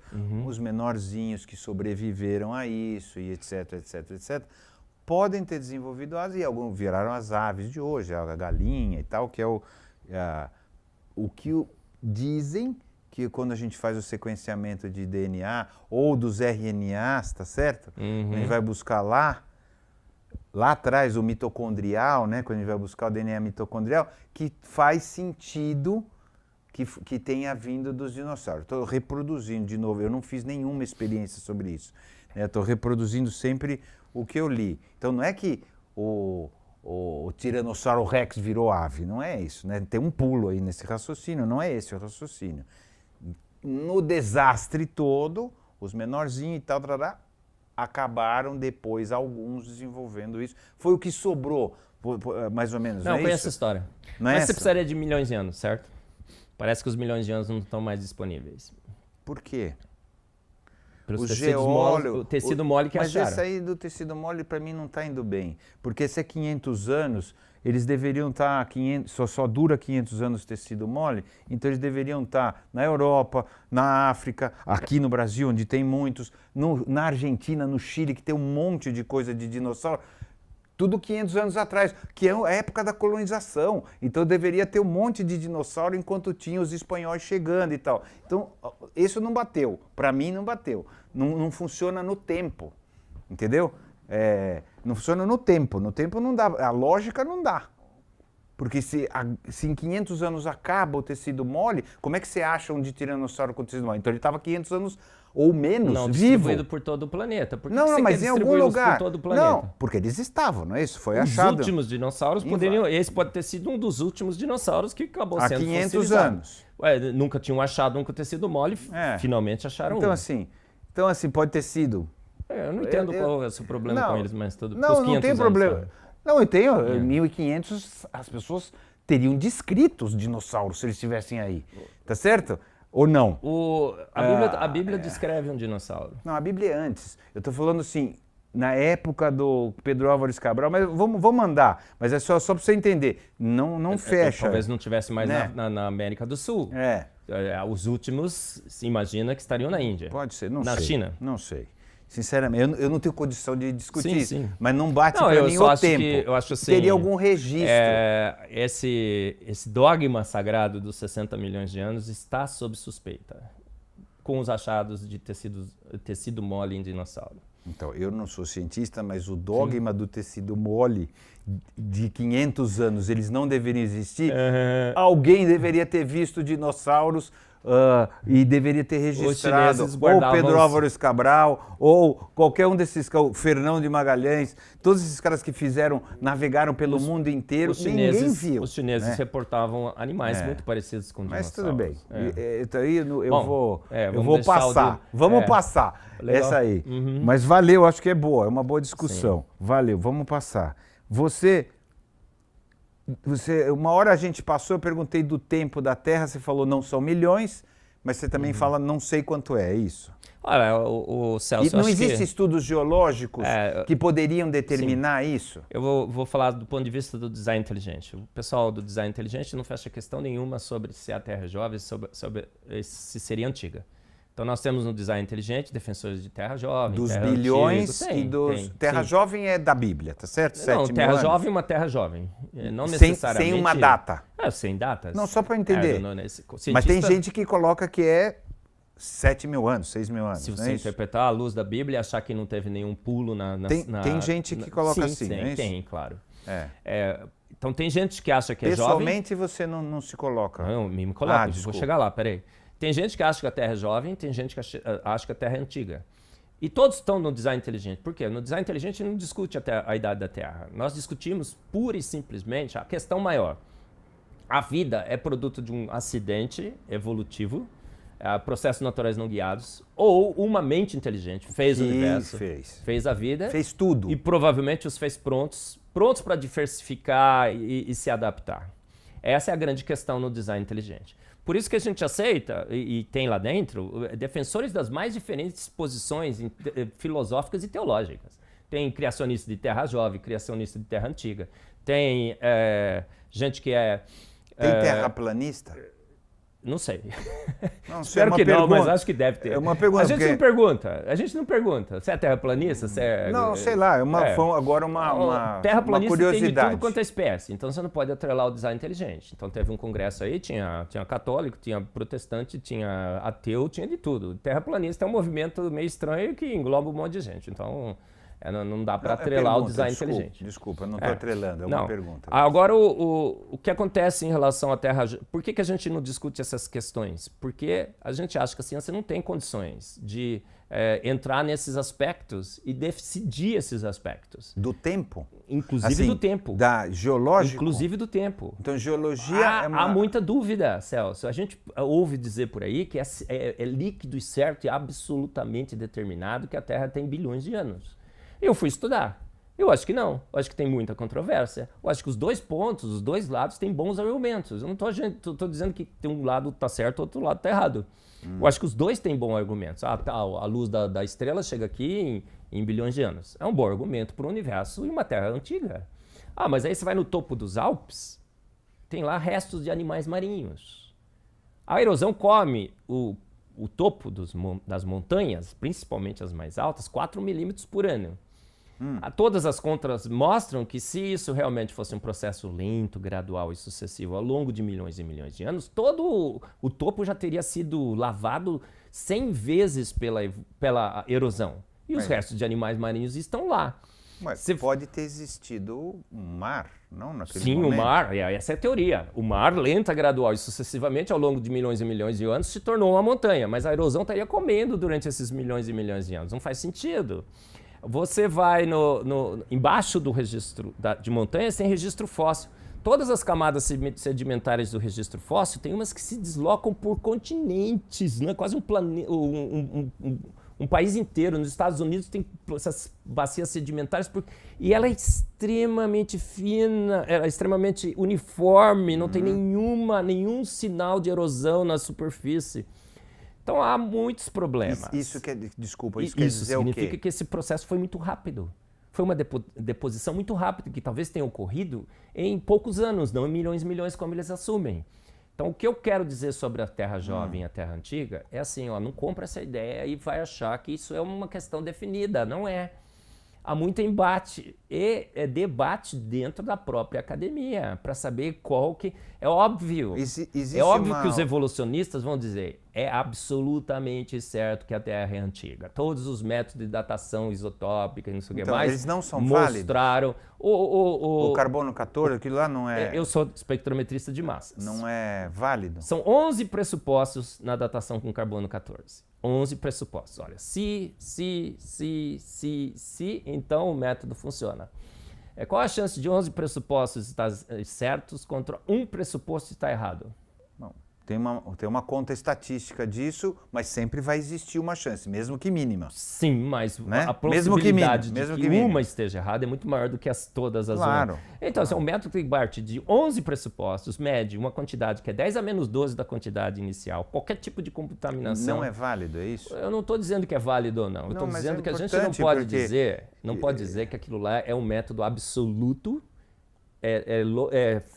sem nenhuma contestação e que eu possa depositar total e plena confiança sobre ele. Eu não posso. Uma dúvida, quando dá um resultado, é porque passou por esses 11 pressupostos, ou não? Tem um grupo de malucos... Ou não. Tem um grupo de hereges nos Estados Unidos, Celso. Eu gosto muito deles porque eles são hereges mesmo, né? Então, é bom ser herege, né? Ser um pouco fora da caixa, né? Pensar fora da caixa. Eles pegam, às vezes, eles fizeram um teste uma vez, pegaram rochas vulcânicas recém-formadas que deveriam ser recentes. Cortaram em pedacinho e mandaram para todos os laboratórios de datação isotópica radiométrica no mundo. O que aconteceu? Os resultados mais discrepantes possíveis. Um dava 500 milhões, outro dava 1 bilhão, 1 bilhão e meio. todo mundo, ninguém bateu com ninguém. E eles dizem que aquele método é extremamente exato e preciso. Extremamente exato e preciso dentro daquele laboratório, dentro dos pressupostos que eles trabalham. Mas quando você manda para amostras diferentes, para laboratórios diferentes, dá resultado diferente? Não pode. Então, assim, pode dar um intervalo de resultados diferentes, você sabe disso, né? Assim, desde que esse intervalo você não já viu seja... o intervalo? Não, então, não sei. É assim. Igual não pode mas ser. Mas quando você manda para laboratórios diferentes, dá um resultado totalmente diferente. O Santos Sudário, como foi marcar com carbono 14, cada pedacinho dele dá um valor diferente, não dava? Todo mundo que fazia, deu isso, deu isso. Por quê? Porque não é, eles são desonestos, os que fazem esses métodos? Não, absolutamente honestos. Os pressupostos são bem determinados, são bem estabelecidos, sim. Qual o problema? O problema é que os pressupostos são muitos. E qualquer coisa que possa ter dado errado ali, pode estar alterando e a gente não sabe. Então, assim, eu não fecho a questão. Até falar, é jovem, quanto ninguém nunca vai determinar. Porque é extremamente complexo essa datação e pode ter sofrido N variações. O presente é a chave do passado. É o uniformitarismo, é o princípio da ciência. É um bom princípio? Não é. Eu sempre dou exemplo, né? Ó, entra um cara bonitinho aqui. O cara tá todo com terninho bacana, te dá um currículo lindo, maravilhoso, conversa com você e tal. Você fala, não, eu vou contratar esse cara. Muito legal. É o presente. Você tá vendo todas as evidências, não tá? Bonitinho, tá, não tem nenhuma tatuagem, tá tudo escondido embaixo, né? Tá bacanão assim, né? Depois uma gravata e tal. Você fala, cara, vou contratar esse cara. Aí você pega o currículo dele, nossa, o currículo tá bonito, né? Aí você entra na internet, pô, olha, ele foi preso, era bandido, era isso. O passado é a chave do presente, não é verdade? Também. Agora, a gente consegue, na vida e no universo, ter informações seguras sobre o passado? Não temos. Não, seguras não, mas a gente tem melhorado. Qual é a única chance que a gente melhorado tem? No a gente tempo. Tem que confiar no currículo que o cara trouxe, a gente tem que confiar no sujeito que está na nossa frente. Não, Nós estamos fazendo isso, Celso. E a gente Você não acha que a gente tem melhorado desde os gregos? Vamos colocar os gregos como os primeiros caras que tentaram... Absolutamente, eu sou cientista, eu gosto da ciência, acho que a ciência é magnífica. Então, a gente tem melhorado muito na nossa compreensão. Por isso que hoje a gente opta pelo design inteligente. Certo? Sim. Ao melhorarmos a nossa compreensão. A humanidade como um todo, sim, vamos colocar assim, com instrumentos, com o método científico, claro, que foi instalado bem depois, né? Foi mais ou menos sim, 1500 ali. O método científico... a gente vem seguindo, são passos curtos, claro, são passos curtos. Claro. Sabemos disso. Sabemos que a gente não sabe mais do que o que a gente sabe, tá certo? Só sabemos que nada sabemos, não, assim, vamos dizer cada assim, vez né? que anda, você fala, puta, é mais comprido, é mais comprido, é mais comprido. Esse é o processo de conhecimento da humanidade. E a gente tem melhorado. Sim, a nossa percepção das coisas. Então, o fato da gente ter... nos enganado várias vezes, é natural, você não acha? Claro que é natural. Então, eu acho que esse processo de conhecimento, que é a ciência, né, que a gente chama de ciência, você chama de ciência, você é um cientista também, esse é um processo super válido. Claro que tá certo? E é nesse embate, sim, não comigo, porque eu não sou cientista, é que a coisa cresce. Por isso que o design inteligente, o centro Discovery Mackenzie, quer promover o debate, o embate das teorias. A gente não quer defender o design inteligente. A gente quer colocar um evolucionista e um defensor do design inteligente frente a frente e que cada um apresente os seus dados e que vença a melhor teoria. Então, olha, melhoramos muito? Melhoramos muito. Com certeza. 150 anos se passarem que a gente tinha a evolução como o nosso paradigma predominante, mais lei do que a lei da gravidade. O Elliot Schwartzman publicou um artigo na Folha, quando a gente lançou o Discovery Mackenzie, dizendo como ousam a Universidade Presbiteriana Mackenzie, como ousam desafiar a evolução, que é mais lei do que a lei da gravidade. Bom, ele falou como um bispo. Ele falou como um bispo. O bispo que tem dogmas. Como ousam... Mas quando o Darwin dançou também, como ousam contrariar a igreja. Como ousam... 5.000 anos Celso, de conhecimento. É nossa obrigação. Também não foi isso? 2.000 anos é a obrigação de não sei o quê. do cientista desafiar a teoria. Eu também acho. E a partir do momento que nós desafiamos a teoria da evolução de Darwin, com os dados mais recentes, a gente descobriu, gente, está na hora de deixar ela de lado, vamos substituir pelo design inteligente. Agora, o design inteligente é a resposta definitiva e absoluta científica? Não. A gente não sabe, só sabe que nada sabe. Agora, à luz das evidências atuais, é a melhor teoria. Agora, daqui 20 anos pode mudar? Claro que pode. Por que você acha? É assim que a ciência avança, é assim que a gente tem que fazer. É verdade. E a ciência é feita de gente, com as suas próprias distorções. Claro. Por isso que as coisas não caminham numa linha reta. A gente vai zigue-zagueando. Elas caminham assim. A gente é um zigue-zague. Por que você acha que, então, existe uma resistência tão grande a essa verdade que você descobriu? Por que você acha? Vou perguntar para você. Existe sempre, de novo, eu comecei dizendo, é feita de seres humanos. Sim. Por isso que as coisas acontecem, então nem sempre são os interesses. Quando fala verdade, quando fala essa é a verdade, sempre tem dificuldades. Claro. Essa é a verdade que você vê do teu ponto de vista, da tua coisa, e tem outros interesses, não necessariamente ligados à verdade. Sim. Tá certo? Para todo mundo, né? Claro. Não isso é dos seres humanos, que está aí, me parece bastante imperfeitos para terem sido criados por alguém. Parece fazem coisas muito ruins para terem sido criados por alguém muito inteligente. Mas aí, isso é pessoal. Eu gostaria, se Deus... É teologia, não é ciência, né? Isso, exatamente. Se Deus criou mesmo, por que faz desse jeito? Mas a gente vai ter que procurar Armínio, Calvino para tentar explicar eu sei que é outro assunto, mas fica mais difícil. Então, eu acho que tem um monte de interesses de todos os lados, né? Porque somos humanos. Isso. Claro. Né? Então, mas assim, cedo ou tarde, da mesma maneira que a evolução se impôs ao que era um falso conhecimento, na verdade, é um conhecimento baseado na Bíblia, não era evidência. A Bíblia não é uma evidência, tá certo? Claro. Então, a evolução se impôs a um conhecimento imaginário, vamos dizer assim. Qualquer outro conhecimento verdadeiro irá se impor, caso a evolução seja mais uma das nossas imaginações. Sim. Como antes era, tá certo? Eu escrevi no meu livro, falei sobre isso. O movimento da ciência em direção à evolução foi legítimo. É um movimento científico legítimo. Houve uma proposta, essa proposta foi aceita, à luz de pouquíssimos ou quase nenhum dados, mas foi aceita. Ela foi testada por 150 anos, ela não mostrou as evidências que ela deveria mostrar, e agora é legítimo que a teoria do design inteligente chega e fala, gente, agora nós temos uma evidência que aponta em outra direção, a gente tem que mudar. Agora, a ciência muda rapidamente? Não, nunca mudou rapidamente. Quem escreveu tem um livro que foi escrito sobre as revoluções científicas, como que elas ocorrem. E ele explica muito bem nisso, o autor do livro, que eu vou lembrar o nome dele agora. Você precisa de 3 gerações para mudar um paradigma na ciência.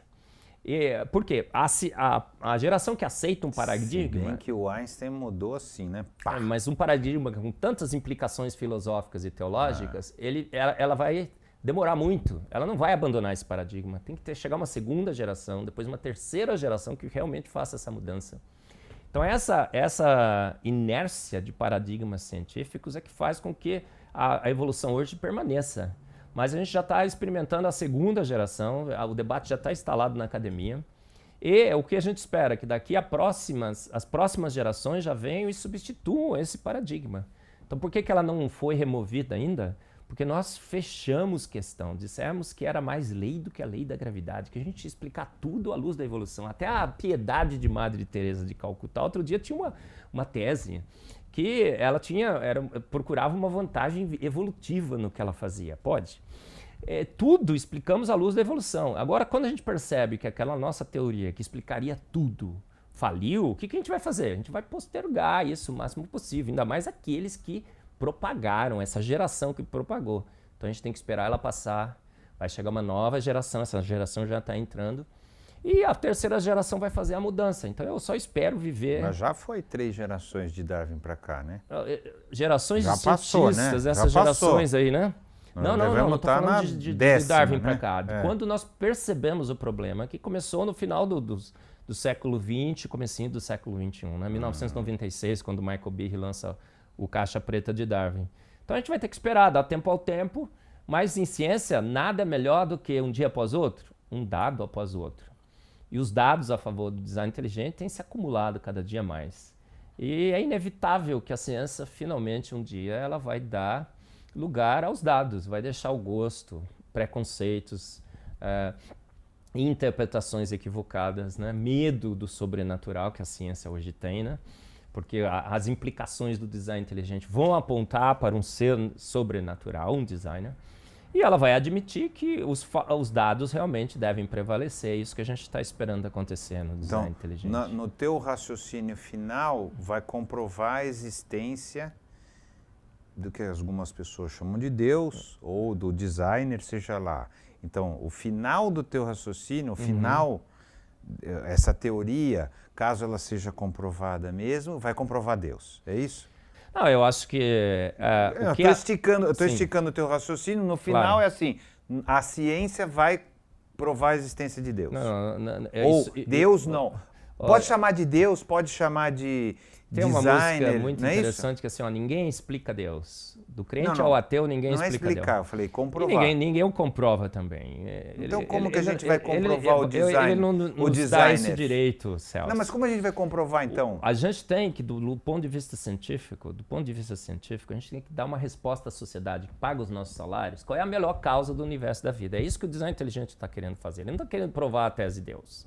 É absolutamente seguro que o design inteligente não quer provar a tese de Deus. Ele quer, do ponto de vista científico, Celso, dar a melhor resposta para a sociedade. Qual seria a nossa causa? Seria Deus, não, ou designer. Absolutamente não. Não é isso? Vou chegar lá, peraí. O que é que a gente está falando da ciência? Então eu não entendi do que você falou até agora. Calma. As evidências científicas todas apontam que uma ação inteligente, uma mente inteligente fez o universo e fez a vida. E os fez prontos. Isso. Quem é essa mente inteligente à luz da ciência? Não sabemos, Celso. A gente não sabe. Não entendi. Eu dou um exemplo. Pode dar o nome que for. Tudo pode ser extraterrestre. Foi tudo extinto. Pode ser um ser, um ET, é isso? Tudo foi extinto no planeta. Você achou um pendrive. Tudo foi extinto. Você vê, o ET veio aqui e achou um pendrive. A única coisa que sobrou. Ele põe lá no seu computador e ele vê que tem um software. Vê que tem programas inteligentes. Cara, alguma ser inteligente habitou esse planeta. Pergunta pro ET, quem foi? Ele não sabe. Ele tem ferramentas? É exatamente a mesma situação que a gente vê hoje. A gente tem um pendrive da vida, o DNA. Foi uma mente inteligente que fez. Agora, do ponto de vista científico, a ciência tem que dizer quem é essa mente? Não. A gente não tem ferramentas, a gente tem que reconhecer que a ciência é limitada. Entendi o que você falou. Agora, o que a gente tem que fazer com essa conclusão científica? A gente tem que entregar para a filosofia e para a teologia, Celso. A ciência dá a resposta para tudo? Absolutamente não.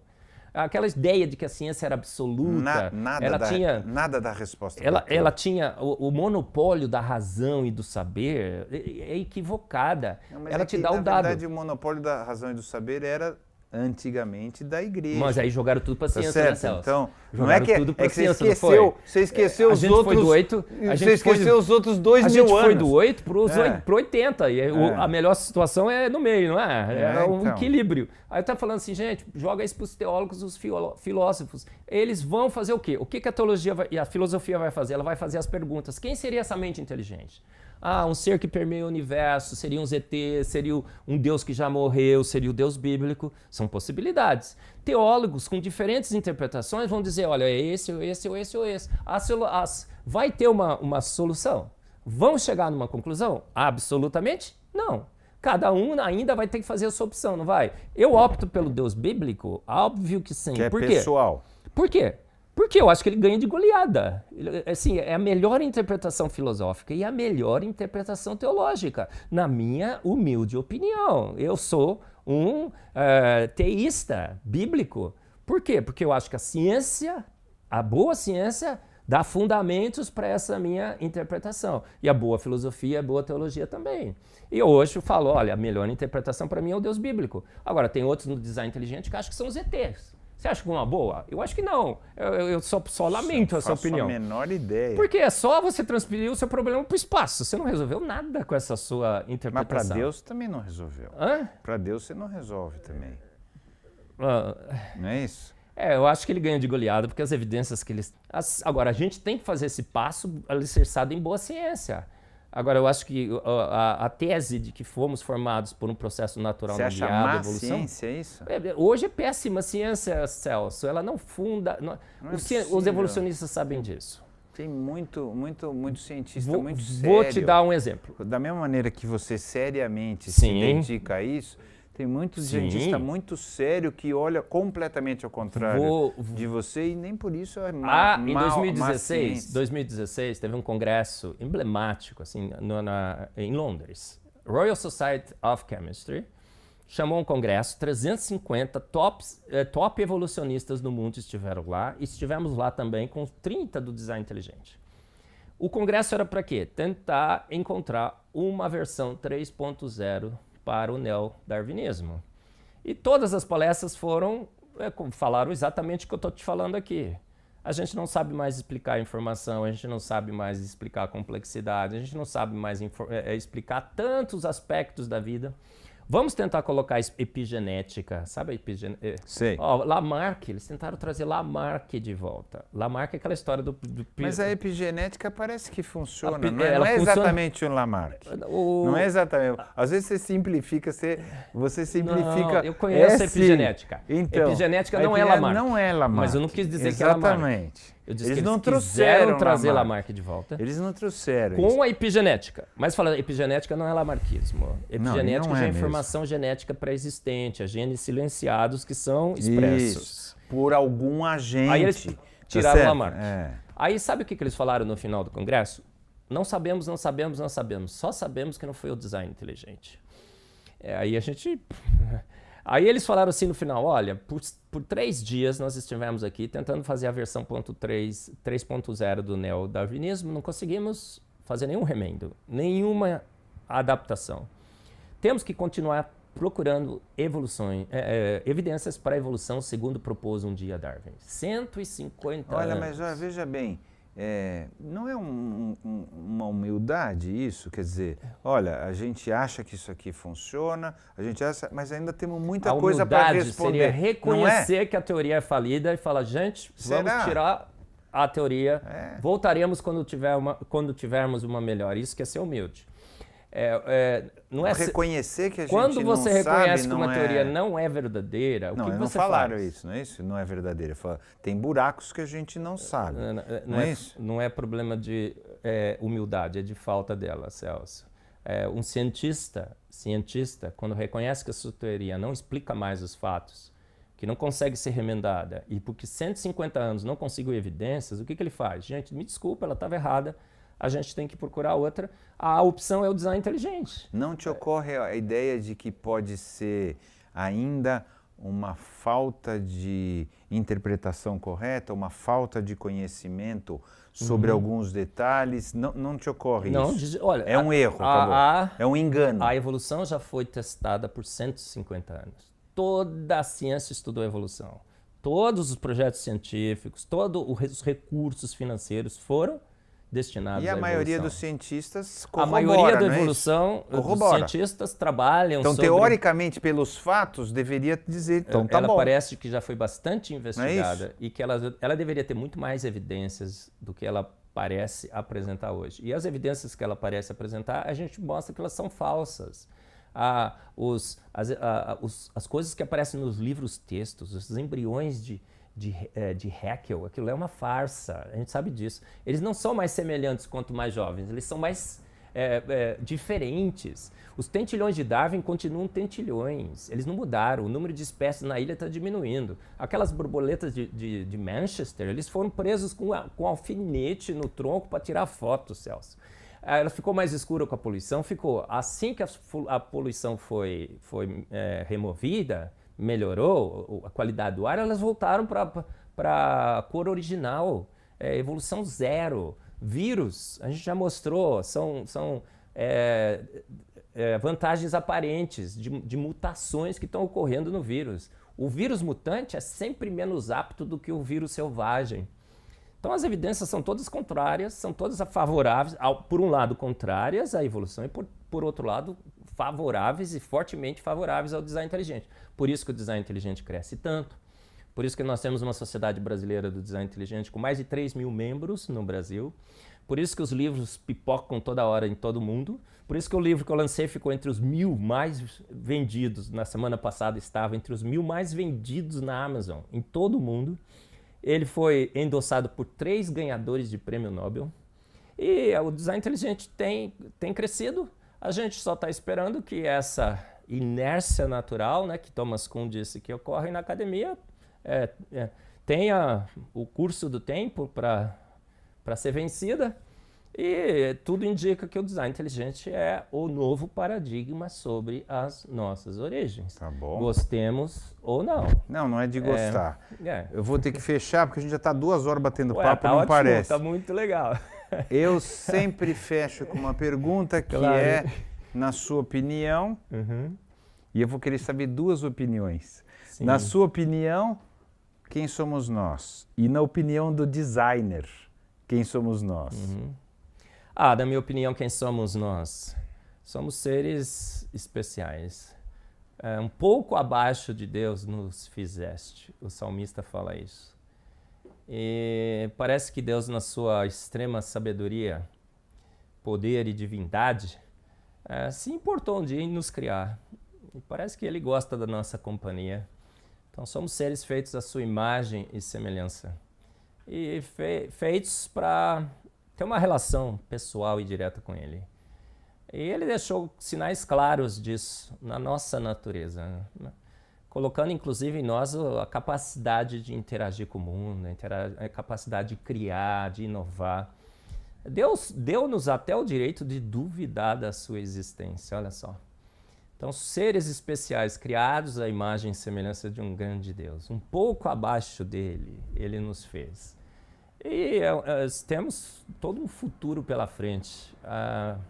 Vivemos um período especial da nossa existência, mas há uma eternidade toda que nos espera e talvez a gente esteja lado a lado com Ele. Quem você acha que esse designer acha que nós somos? O que eu acho que ele acha que nós somos? Isso, exatamente. Filhos, criados à sua imagem e semelhança. Ele nos fez como Ele, né? A Bíblia fala, olha, façamos o homem a nossa imagem e semelhança. Então, como é que eu interpreto isso? Façamos do nosso tipo, do nosso jeito, do jeitinho que a gente é. A gente só não pode fazer igualzinho, vai fazer um pouco para baixo. Mas eu esperaria um Deus mais legal do que esse aí, porque a gente faz tanta maldade, tanta guerra, tanta fome, tanta violência. Eu esperaria um Deus mais bacana. Eu acho que esse é um problema, na realidade, que não veio dele, veio da gente mesmo. Então, mas se nós somos uma imagem e semelhança dele, nós somos parecidos com ele. Ao invés de criar um robozinho, né, que pudesse ser dirigido com controle remoto, ele fez independente e com vontades próprias. Parece que a gente fez uma decisão errada, né? E está pagando preço. Algumas. E talvez esteja pagando preço. Mas ele mesmo resolveu, né, a questão, né? Ele deu uma saída. Parece que ele entregou seu filho na cruz por nós, por mim e por você, Celso. Derramou seu sangue. E através desse sangue a gente pode ser regenerado na cruz de Cristo. E é nessa esperança que eu teologicamente baseio a minha vida, né? De que fomos feitos especiais, com tecnologias, sofisticação e tudo mais. Há evidências de que esse design existe. Mas a gente é muito mais que matéria, né? A gente é espírito. E esse espírito clama, né, por alguma coisa a mais. Parece que é ele. Que um dia a gente vai encontrá-lo, né? Tá bom, valeu.